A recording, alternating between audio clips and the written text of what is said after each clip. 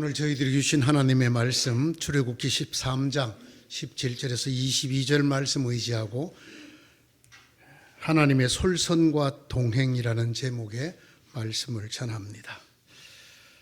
지난주와 지지난주 두 주에 걸쳐서 이미 말씀을 드렸습니다마는 출애굽의 하나님은 이스라엘을 군대로 부르셨습니다. 그래서 언제라도 싸울 수 있게 줄지어 나오게 하셨습니다. 이스라엘 사람들은 언제라도 싸울 수 있게 줄지어 이집트 땅에서 나왔다. 새 한글 번역 18절은 이렇게 번역되어 있습니다. 하지만 웬일인지 그 군대는 오랫동안 전투 대신 훈련, 그것도 행군만 하였습니다. 긴 세월 동안 종으로 노예로 살았던 사람들이었기 때문이 아닌가 생각됩니다. 40년이 지났습니다. 430년 노예 생활의 약 10분의 1 기간에 해당되는 날들이었습니다. 그 40년 후에 비로소 이스라엘은 하나님의 군대로 거듭났습니다. 그런 다음, 즉 40년간의 훈련이 있은 다음 하나님께서는 그들에게 전쟁을 허락하셨습니다. 마침내 하나님의 군대로 드러나게 하신 것입니다. 노예 생활에서 해방된 지 불과 40년, 오랫동안 군대를 가지고 있었던 가나안 땅의 나라들과 전투를 했습니다. 그 짧은 40년 만에 하나님의 군대가 된 이스라엘은 오랫동안 군대를 가지고 있었던 가나안 땅들과 싸워서 이겼습니다.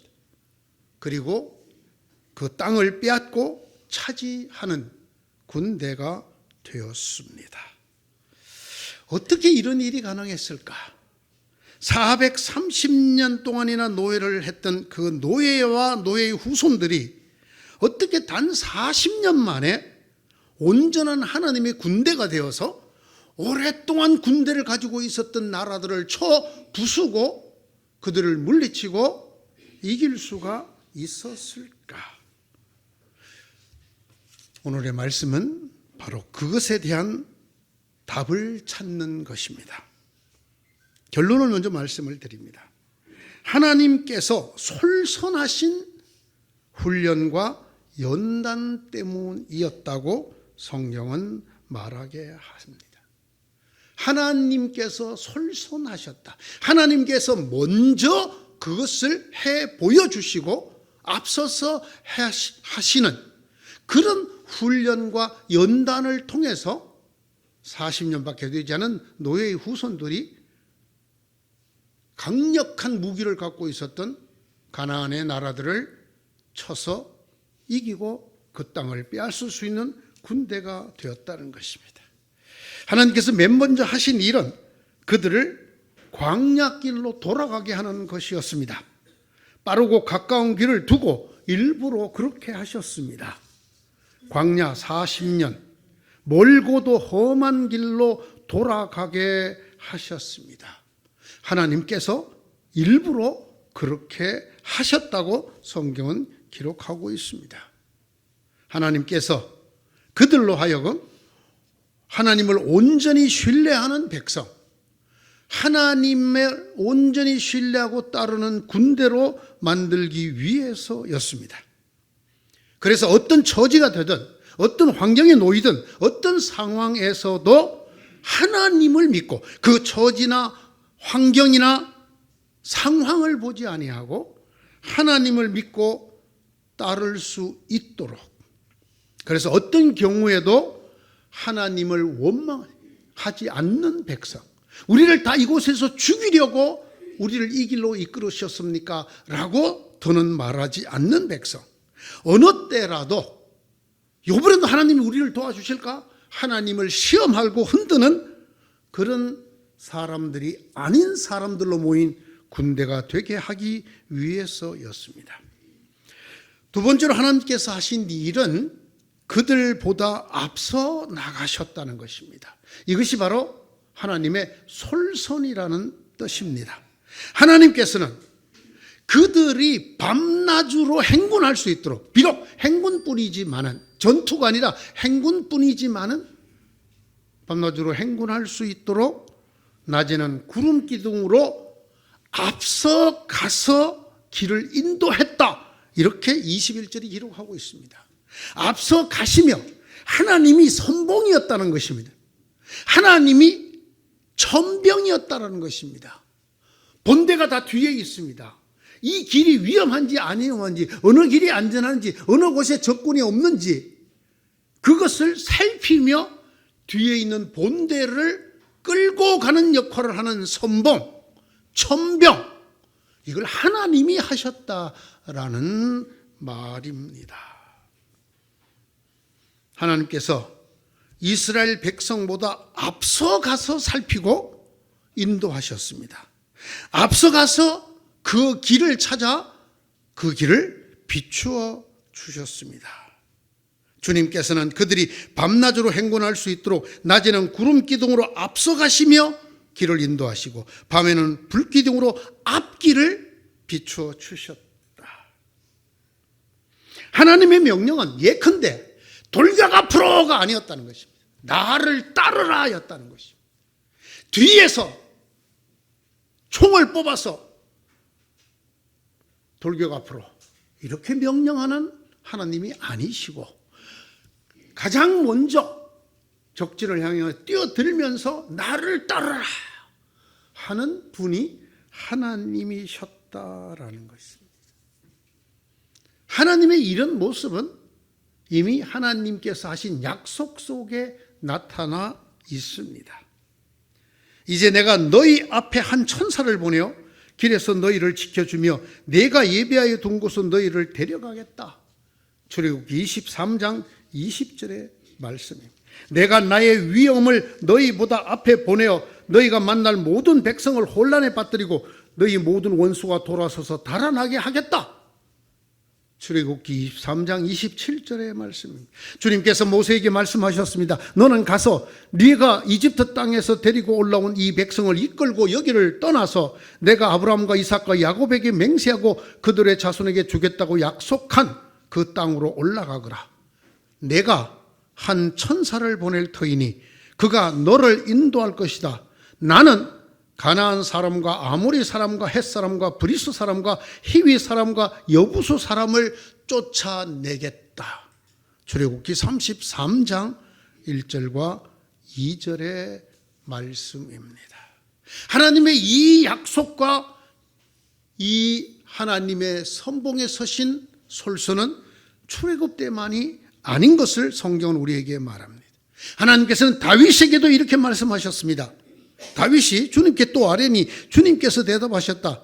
너는 정면으로 그들 쪽으로 올라가지 말고 그들의 뒤로 돌아가서 숨어 있다가 뽕나무 숲의 맞은 쪽에서부터 그들을 기습하여 공격하여라.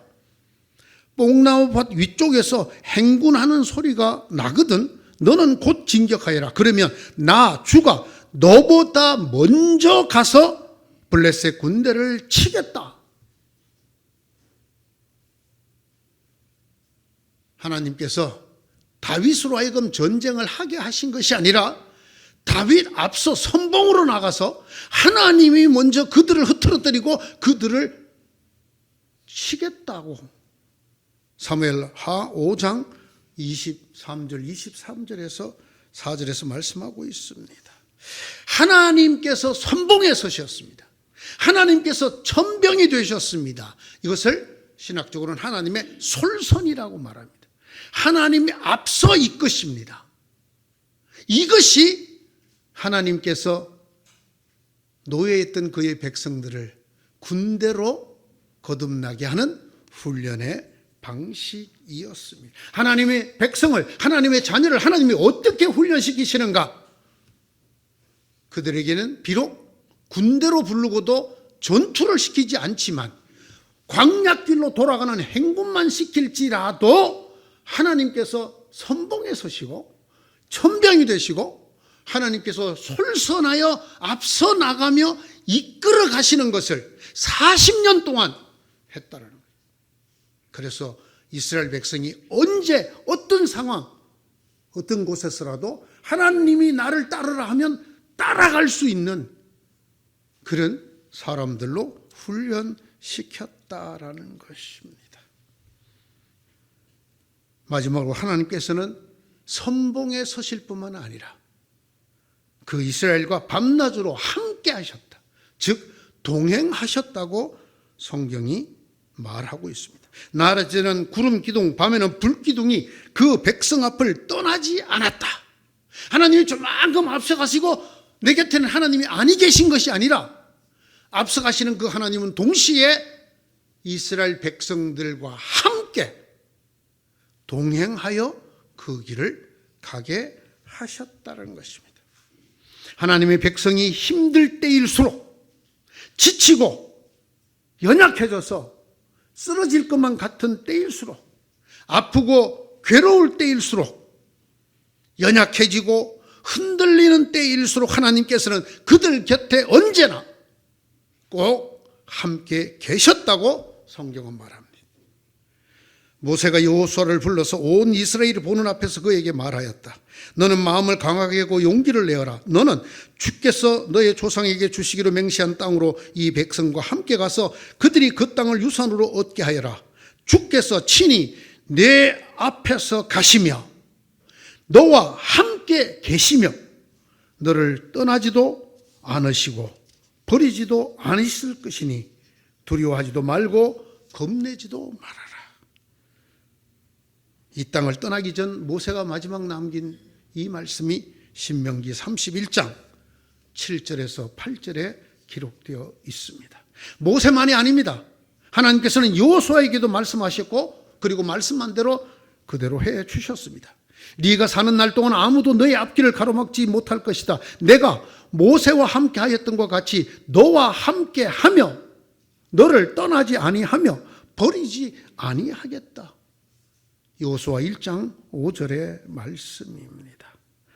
이 하나님, 모세에게 약속하시고 여호수아에게 약속하시고 출애굽한 이스라엘 백성들과 그리 함께 주셨던 동행의 하나님, 함께 해주시는 이 하나님이 바로 야곱의 하나님이셨습니다.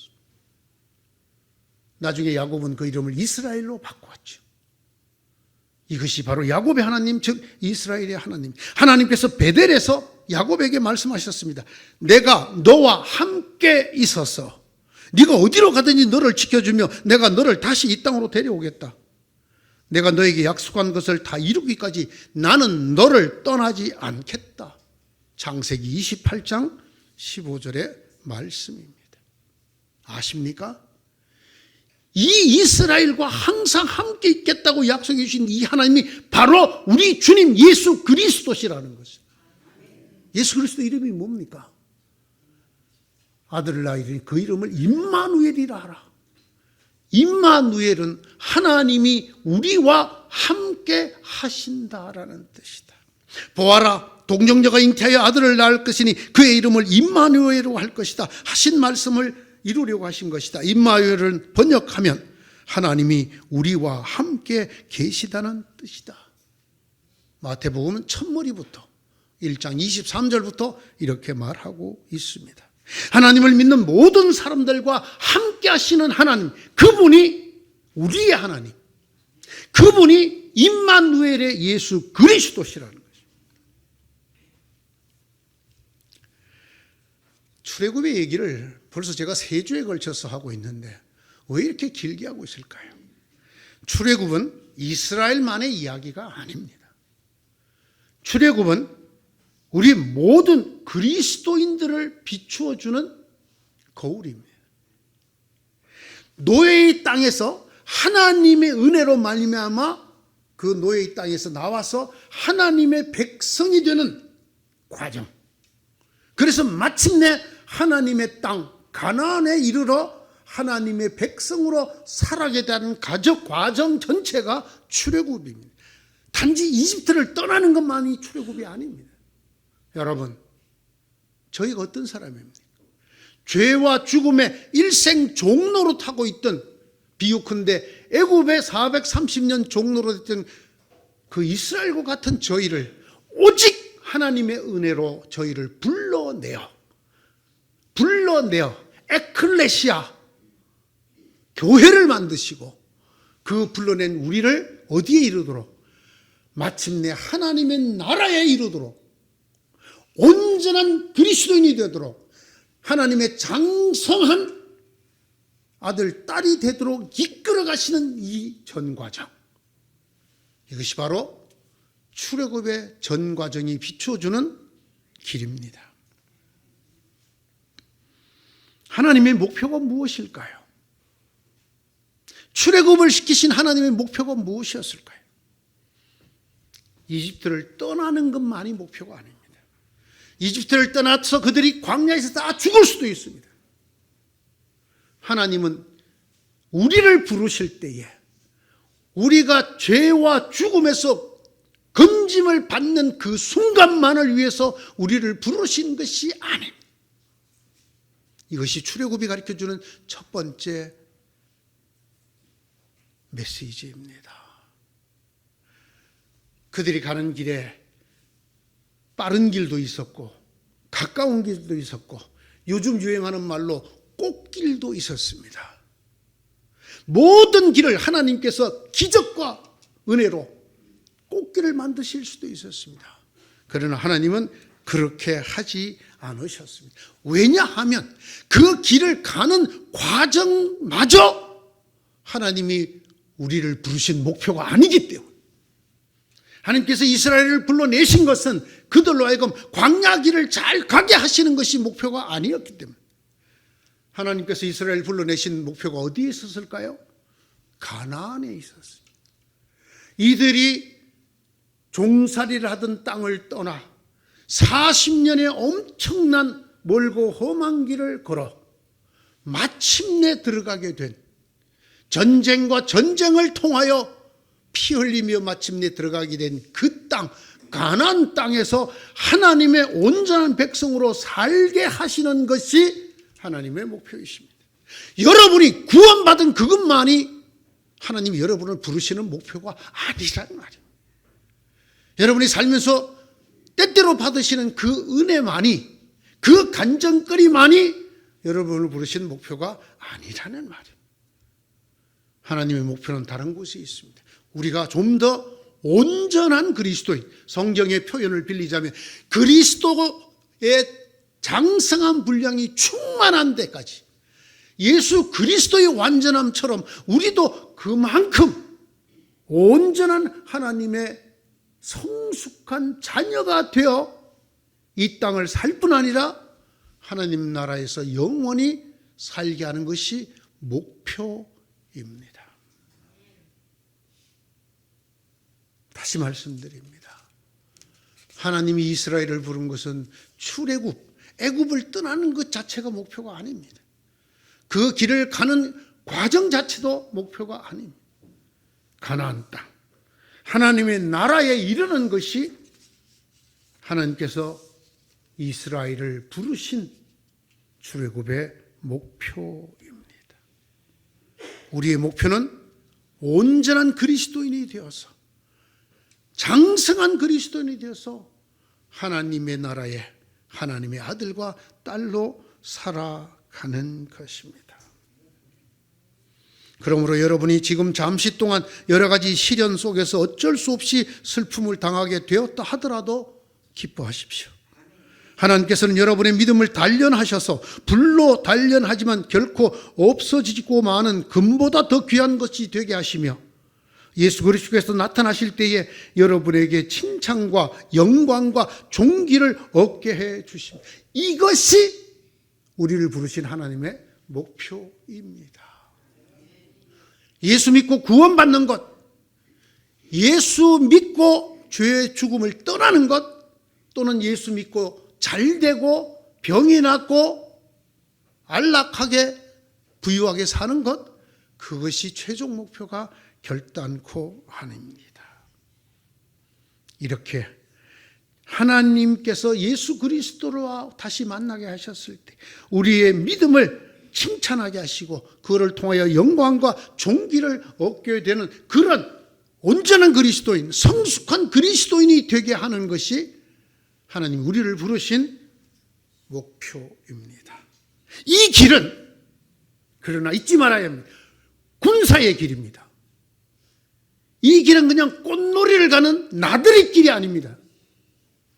이들은 이 길은 처음 부르실 때부터 군대로 부르셨다고 성경이 기록하고 있습니다.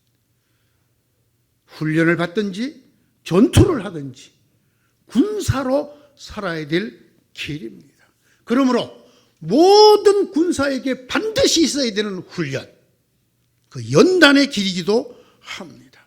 그러나 그것은 우리들만 훈련받고 연단 받도록 내버려 두는 길이 아닙니다. 하나님께서 솔선하시는 길입니다. 하나님이 우리 앞서 가시고 하나님이 앞서서 인도하시고 그 길을 비추시는 길이며 한시도 우리를 떠나지 않는 동행의 길입니다. 누구든지 하나님의 군대로 우리의 신앙을 시작하고 가고자 하는 사람에게는 하나님이 반드시 그 앞서 선봉에 서서 솔선에 이끌어 주시며 밤낮으로 그와 함께해 주시는 길입니다. 이것이 출애굽을 통하여 우리에게 비춰주시는 하나님의 길입니다. 이스라엘 백성들이 대부분은 이런 하나님의 뜻을 따라가는데 실패하였습니다. 그들은 곳곳에서 하나님을 불평하였고 원망하였고 그리고 심지어는 하나님을 시험하였습니다. 그러므로 시편 95편 말씀은 우리가 그런 이스라엘의 전철을 밟지 말아라 우리에게 간곡히 당부하고 있습니다. 진실로 실패했던 그 이스라엘 백성의 길을 따라가지 않는 자가 복되다고 우리에게 말합니다. 오늘아 우리가 엎드려 경배하자. 우리를 지으신 주님 앞에 무릎을 꿇자. 그는 우리의 하나님이시요 우리는 그가 기르시는 백성이며 그가 손수 이끄시는 양떼다.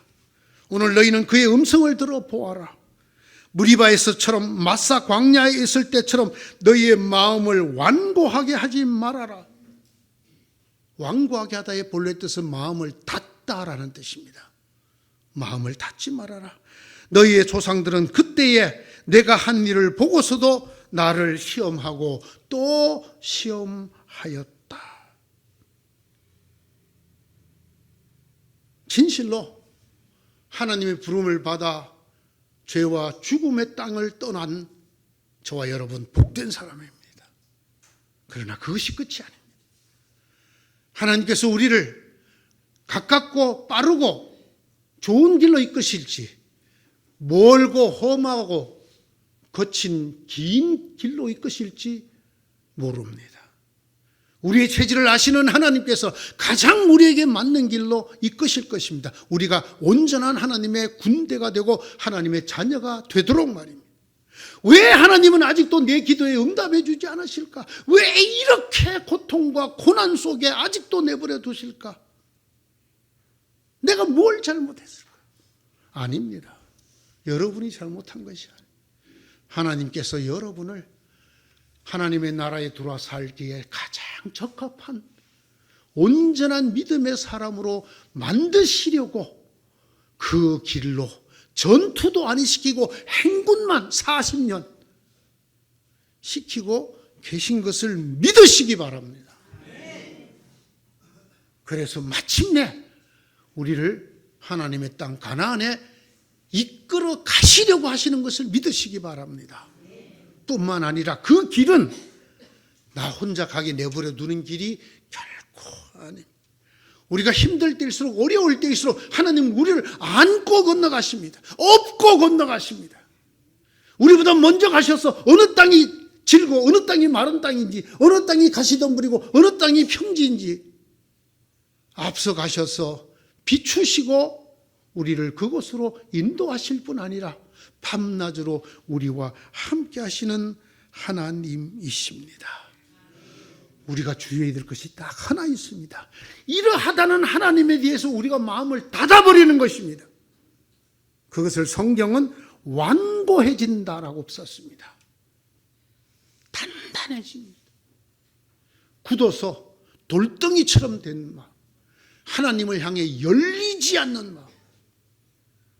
사랑하는 성도 여러분, 하나님께서 우리를 무엇으로 부르셨다고요? 하나님의 자녀로 부르셨죠.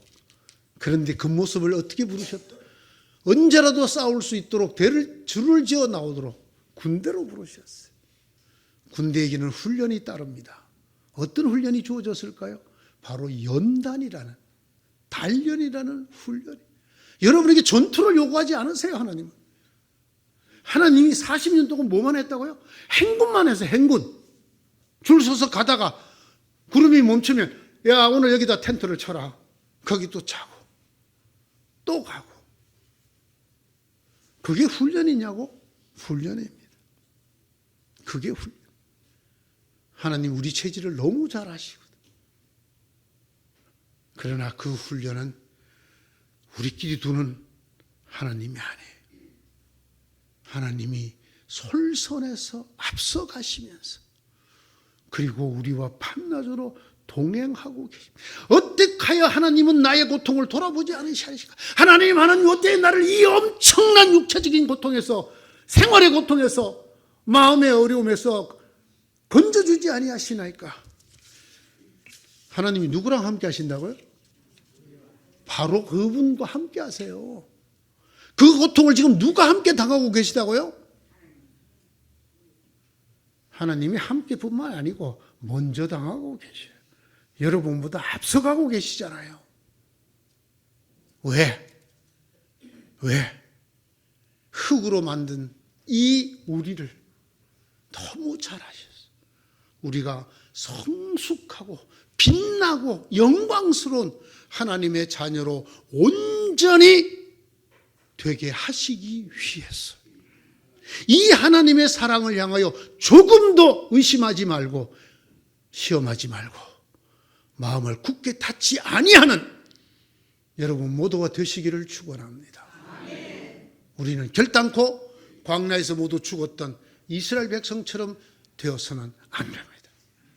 시편의 말씀처럼 하나님 앞에 마음을 닫지 아니하고 어떤 상황, 어떤 환경, 어떤 처지에서도 하나님이 나보다 이 환경에, 이 상황에서 앞서가고 계시고 나와 함께 하고 계시다는 것을 조금도 의심하지 말고 그리하여 마침내 이 골짜기를 지나고 나를 푸른 초장, 시냇가로 이끌어 주실 것이라 의심 없이 믿는 그런 축복된 여러분 되시기를 축원합니다. 기도합니다. 하나님, 저희 눈이 어두워서 하나님이 저희 앞서 가시는 것을 보지 못했습니다. 저희 감각이 너무나 둔해서 하나님이 밤낮 없이 저와 함께하고 계시는 것을 모릅니다. 이스라엘 백성도 그랬습니다. 하나님 깨우쳐 주시옵소서. 저희들의 눈을 열어주시고 저희들의 믿음을 열어주시고 저희들의 몸을 열어주셔서 하나님의 솔선이 보이게 하시고 하나님의 동행이 보이는, 그래서 하나님을 조금도 잠시도 의심하지 아니하고 원망하지 아니하고 하나님과 이 길을 끝까지 걸어가 가나안 하나님의 나라에 이르는 우리 모두가 되게 은혜 위에 은혜를 더하여 주시옵소서. 예수님의 이름으로 기도드리옵나이다. 아멘.